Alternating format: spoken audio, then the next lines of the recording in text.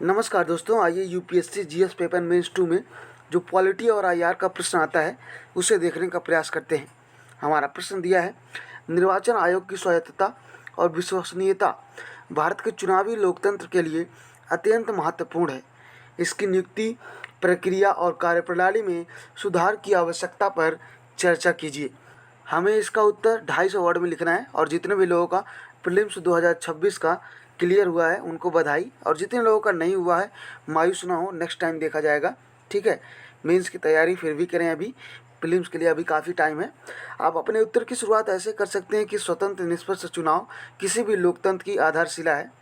इसी संदर्भ में भारतीय संविधान में अनुच्छेद 324 के अंतर्गत स्वायत्तता विश्वसनीय संस्थान के रूप में चुनाव आयोग की भूमिका निर्धारित करता है। अब हम एक हेडिंग लिखेंगे, चुनावी लोकतंत्र के लिए स्वायत्तता व विश्वसनीयता की भूमिका। पहला पॉइंट आप लिख सकते हैं, चुनाव में आमजन का विश्वास बनाए रखने के लिए निष्पक्षता का होना अनिवार्य है। दूसरा पॉइंट आप लिख सकते हैं, संवैधानिक अधिदेश अनुच्छेद 324 प्रस्तावना मौलिक अधिकार ये सब है। तीसरा पॉइंट आप लिख सकते हैं, संस्थानों की मजबूती के लिए अनिवार्य होना। अगला आप लिख सकते हैं, संवैधानिक नैतिकता संविधानवाद के लिए आवश्यक है। अब हम नियुक्ति प्रणाली में चुनौतियों के बारे में 4-5 पॉइंट लिखेंगे। पहला पॉइंट आप लिख सकते हैं, नए अधिनियम के अंतर्गत नियुक्ति समिति में सरकार का वर्चस्व है, जिसमें प्रधानमंत्री होता है, कैबिनेट का मंत्री होता है और विपक्ष का नेता होता है। इसमें सुप्रीम कोर्ट के मुख्य न्यायाधीश को भी रखना चाहिए था, लेकिन सरकार ने नहीं रखा। ठीक है, अब देखिए, अगर सरकार चाहती है कि यही व्यक्ति मुख्य चुनाव आयुक्त बने तो आपको क्या करना है, 2:1 हो जाएगा। विपक्ष का नेता अलग किसी को चुनेगा और बाकी दोनों इसको चुन लेंगे। तो इस तरह से हम कह सकते हैं कि यह पूरी तरह से सरकार का वर्चस्व यहाँ पे होता है। दूसरा पॉइंट आप लिख सकते हैं, चुनाव आयोग योग्यता सचिव पद अनुरूप केवल लोक सेवक ही चुनाव आयुक्त बन सकता है। ठीक है, यह भी एक समस्या है। अगला पॉइंट आप लिख सकते हैं, मुख्य चुनाव आयोग व अन्य चुनाव आयोग को हटाने की प्रक्रिया एक समान नहीं है। दूसरा लिख सकते हैं, कार्यकाल पश्चात सार्वजनिक पद धारण करने पर प्रतिबंध न होना।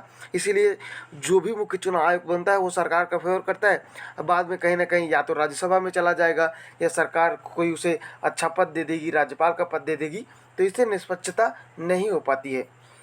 अब हम एक हेडिंग लिखेंगे, कार्यप्रणाली में सुधार की आवश्यकता। पहला पॉइंट आप लिख सकते हैं, चुनाव आयोग के पास सीमित शक्तियाँ होनी चाहिए। ठीक है, अगला पॉइंट आप लिख सकते हैं, चुनाव आयोग दलों का पंजीकरण रद्द नहीं कर सकता। अगला पॉइंट आप लिख सकते हैं, दल बदल संबंधित निर्णय लेने की शक्ति नहीं होनी चाहिए। अगला आप लिख सकते हैं, शिकायतों का समय पर निपटान किया जाना आवश्यक है, इसका अभाव है अभी। ठीक है, अब हम नियुक्ति प्रणाली में सुधार के 4-5 पॉइंट लिखेंगे। पहला पॉइंट आप लिख सकते हैं, अनुप वर्णवाल मामले में जो उच्चतम न्यायालय ने सुझाया था, जिस तरह से समिति का गठन किया जाना चाहिए उसके अनुरूप नियुक्ति हो। अगला पॉइंट आप लिख सकते हैं, दिनेश स्वामी समिति अनुशंसा के अनुसार नियुक्ति प्रक्रिया को पारदर्शी बनाया जाना चाहिए। ठीक है, तीसरा पॉइंट आप लिख सकते हैं, वेंकटचलैया आयोग की अनुशंसा का क्रियान्वयन दल बदल की अनुशंसा चुनाव आयोग द्वारा। ठीक है, अब देखिए, कार्यप्रणाली में कैसे सुधार किया जा सकता है। पहला आप लिख सकते हैं, इसमें उमेश सिन्हा समिति की अनुशंसा के अनुसार लोक प्रतिनिधित्व अधिकार में संशोधन व चुनाव आयोग के पंजीकरण रद्द करने की शक्ति को कम करने के लिए बात की गई थी, रद्द करने की बात की गई थी।